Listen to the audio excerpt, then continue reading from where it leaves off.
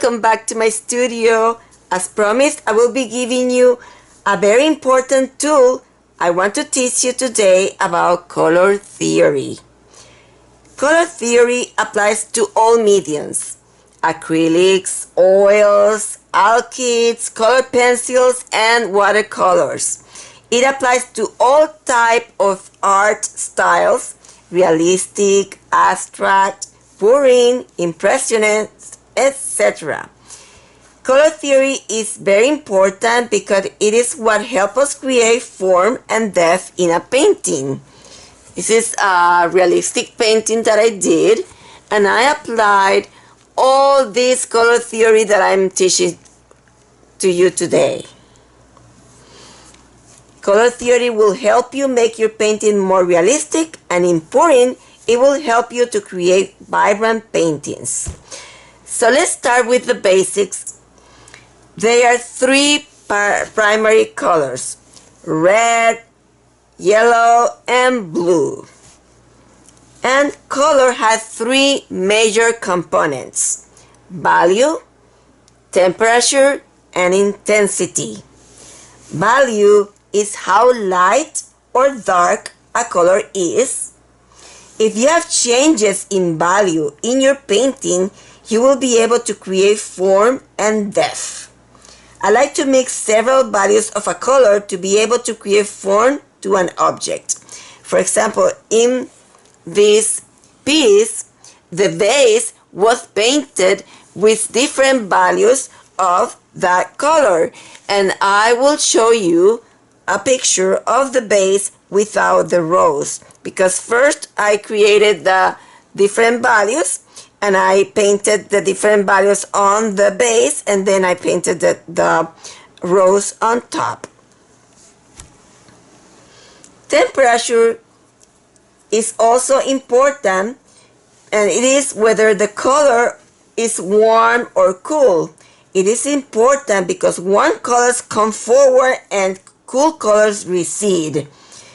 So I like to put lighter values that are warmer, that will bring you the item to the front.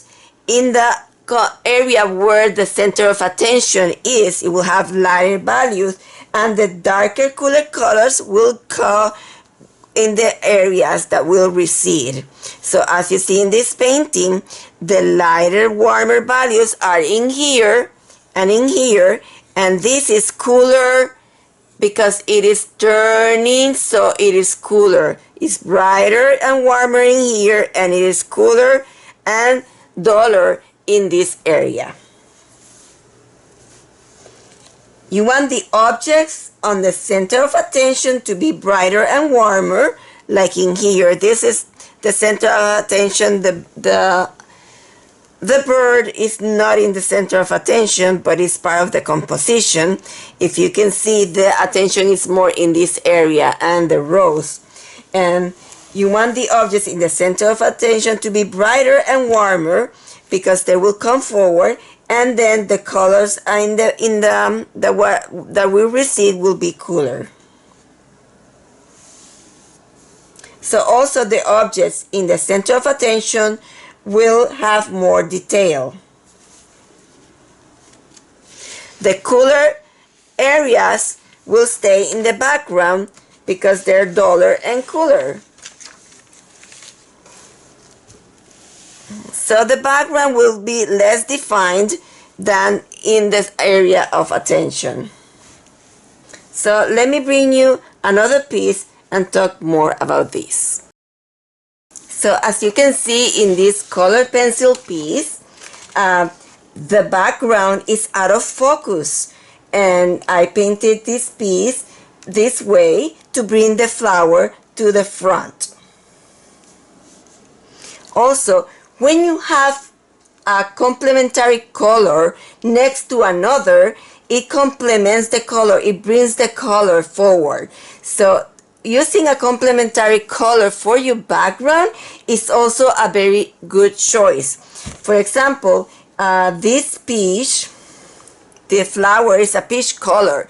A peach color means that it has the red and the yellow. So the complementary color of the peach color is going to be the blue. So that's why this flower looks so vibrant on top of this complementary blue background. So let's talk about the color wheel. I'm going to bring a color wheel for you. So for instance, on this color pencil piece, I'm going to move it closer. The rose is very detailed, vibrant, warmer. So it is in the area of attention. It has more detail. It has warmer colors, and it is super vibrant. And then the other colors, these are a little bit duller and out of focus because I don't want them to be in the area of attention. I want you to see first the rose. And in order to know what is the complement color, that if you put it next to another color, it will make the other color more vibrant. But if you mix them together, it will make the color dull. The complement color, you can find it on the color wheel at the other side of the wheels. For example, if you want to know the complement of red, you go on the other side of the color wheel, which is green. However, I will tell you an easier way to find the complement. You know that there are three primary colors, red, yellow, and blue. These are the primary colors, yellow, red, and blue. To find a complement of the color, what you can do is, if you have red, what colors are left on the primary colors? The colors that are left are yellow plus blue, which makes green. So that's the easier way to find the complement of the color. That you take your three primary colors, and whatever color is left from those three primary colors makes the complement. So the complement color of yellow, if you don't have a color wheel, if you have a color wheel, you can find it at the end, which is violet. But if you don't have a color wheel and you want to do it on your mind, the complement color of yellow is red plus blue, which are the other two colors that are left from the primary color. And so I like to use my color wheel when I am designing and painting a piece. So that is one of the examples of how I use the color wheel. If you were doing this piece and you want to find, you have an orange color and you want to find the complement of orange, you find it at the other end is blue. So that's why that background is painted that color. And I'm going to show you other example of how I painted the background with the complement. So here's another example. This is a red violet. It has some red and blue in the color that rose. So my background is green, which is the complement color.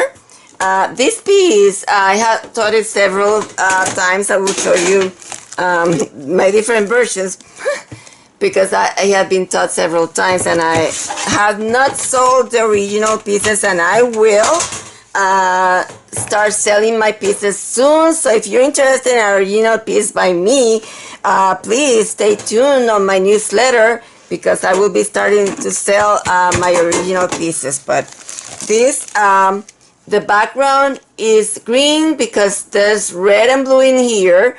This is a rose that has a little bit of bluish tones in it, so that's why. Okay, this one, I put the background green. It's also red and blue, so there's red and blue in here in these flowers, so the background is green. And let's see, some of these pieces are painted in oils, other in acrylics, and other in color pencils. It's another piece, but this one, the background is green and everything is almost green, but it's a beautiful piece in my opinion. Let me bring some other examples. This is another example. Is a peach color which has the red and the yellow. So it makes peach color, and the complementary color of peach is blue, and it has the blue background. This is another original piece.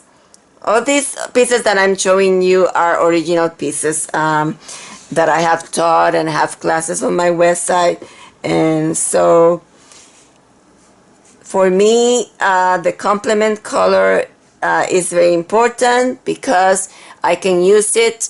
I can use it to make another color looks pretty, and or I can use it to dull the intensity of a color. I add some of the complement color.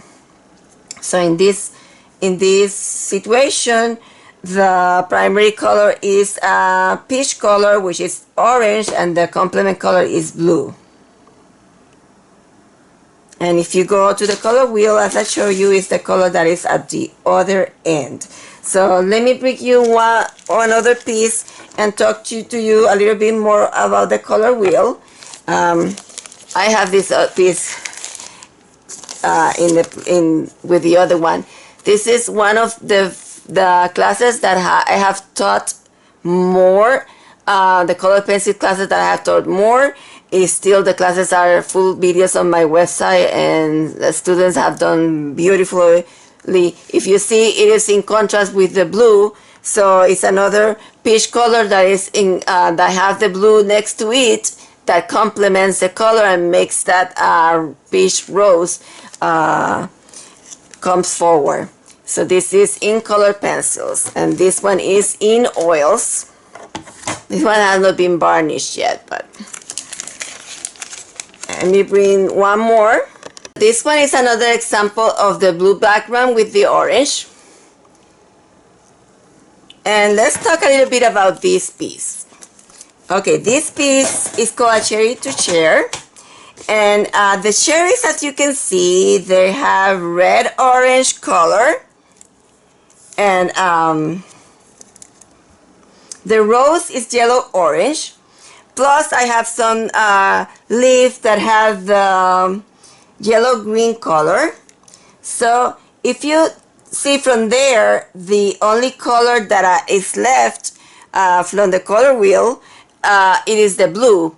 But it is the blue violet. And let me show you in the color wheel what I want to tell you. In order to choose this cool violet color that I chose for these, if you go to the color wheel, and the colors, the primary colors are in here are red, orange, yellow, orange.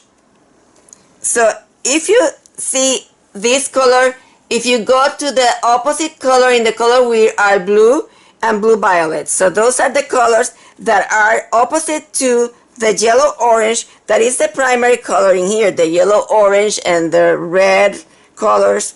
So these colors, if you go, you will see at the opposite side the blue violet. So that's why I selected that blue violet in here, in there, for the background of this piece. This is a piece that I put all the items. I took a photo and I painted in color pencils. However, in this piece, what I did, I painted the background in acrylics, and then I had to match the color of the background so that I could connect these two pieces, because the front, everything else was painted in color pencils, and I had to connect that blue violet background with the color pencils. So I needed to have a colored pencil that was the right color that will match that. So I used color theory in order to create mix and match color pencils in order to make that color that I needed in there. When I looked for I was using Prismacolor Premier colors, and I needed the background to be that cool, dull blue violet color, and the only pencil that I found available in that area was the red violet color, and it was a vibrant red violet color, and I needed to make it duller and cooler. because red violet is very vibrant, and it was more into the warm side. So it needed to be more into the blue violet side. So what color do you think you have to add in order to make that color duller? What will be the complementary color that you will need to add to make it more into that color? Okay, so without looking at the color wheel, I decided that the color, if it had blue and red, what color do you think is, it has red and violet. What color do you think is at the other end of the color wheel of red, violet? Red and blue. What do you think? Okay, without looking, once you know about color, you'll know that it's green, because it will come naturally to you. If you see red violet, at the other side is a green color. The other side. So what I used was green. I used green, and I made that red violet color duller because it's the opposite side, but I wanted it to be cooler. So in order to make it cooler, what color can you add? A little bit of blue, right? So you make it cooler. So without looking at the color wheel, you know that in order to lower the intensity of a red violet color, which has red and it has blue, what color can you add? You're missing the yellow, but you want it to be cooler, so you add a little bit of blue. So I hope all this is making sense to you, and see what is my way of thinking when I'm painting pieces. I'm trying to make them realistic. So you need sometimes to lower the intensity, not in acrylic pouring. You need to know this in acrylic pouring, because you want your color, your pieces to be with vibrant colors, and in acrylic pouring you don't want the color to lose the intensity. So you need to know this color theory so that they don't lose intensity. But there are 4 ways to lower the intensity of a color, and it is very important in painting to know this, because you are going to create different values so that you can put the values, the dollar values. For example, this is duller in here and this is brighter in here. So in order to create that form and depth, you need to have the values, and you need to know how to lower the intensity of a color. So the 4 ways to lower the intensity is to add the complement color, which is the color at the other side of the color wheel, to add white, to add an earth tone, a brown color, or to add black or gray. My favorite color, my favorite way to lower the intensity of a color is to add its complement, which is the color at the other side of the color wheel. So now, as I told you before, the easiest way to find the complement color is to take the 3 primary colors, which are red, yellow, and blue. And for example, if you need the complement of red, what colors are left in the primary colors? They are the blue and the yellow. So the complement of red is blue plus yellow, which is green. So that is the easiest way to find the complement of a color. So if, for example, you need the complement of orange, so orange has red plus yellow, so the complement is blue, which is the color that is left on the color wheel.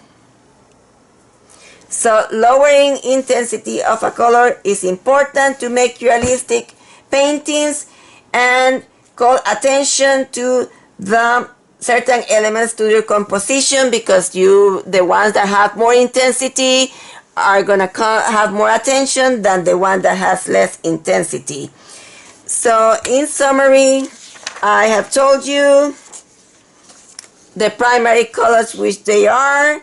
I have told you about the major components, which are value, temperature, and intensity, and I have told you about what is the complement of a color, why the complement is so important. And I'm going to show you now some of the pieces that you can see how having this knowledge is so important to make your pieces more realistic. Okay, as you can see, I have painted many roses. This one was published in one of the magazines of the Society of Decorative Painting, and is one of my realistic compositions. This one is in color pencils. An example of the red-orange with the blue background. Another example of a still life. So if knowledge of this theory about color is very important to create this form and these realistic looking pieces. Another one. So it's very important to know in order to know how to create form, to know about this color theory.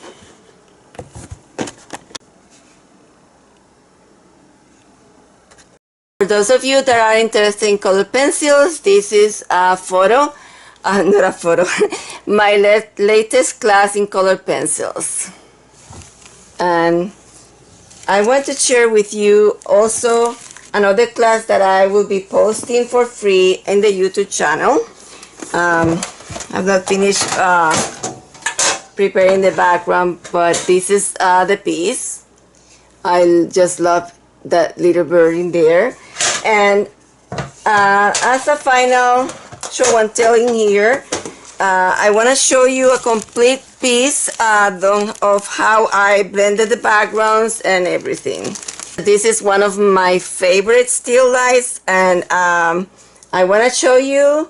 I decided on the blue violet background because my main focus in here was this piece. I'm going to show you the photograph of this. I bought those two pieces at an antique store, and I decided to, I did not put the pattern on the tablecloth. I was going to, but then I decided to do it simpler. So this yellow base was the most important part of the composition, although the glass was important. But if you can see, the area of attention is part of the glass and part of the piece. You can see all the detail of the reflection in the glass. And I decided on the background, purple background, although in my photo it's not purple. The purple background was because it's the complement color. You see how this is the photograph. Is the complement color is purple for yellow. So I decided on that color. And let me show you my value map, because values is important. It's one of the components that I told you about color. I told you value, temperature, and intensity. These are my values for this piece. The values that I mixed. You see, for the purple, I have different values. For the yellow color, I have different values from light to dark. See, this is brighter, and darker and duller is this. So lighter and brighter are my lighter colors, and then it becomes darker and duller. The same for this pinky color, lighter and darker and duller, lighter, brighter, darker and duller. So intensity, warm, and value is very important on color in order to make a piece look realistic looking. So I hope this have helped you, and let me tell you, stay tuned, because our next video we will apply all the knowledge that we explore in this video, and it's gonna be lots of fun. So stay tuned with me. Thank you for joining me, and happy painting.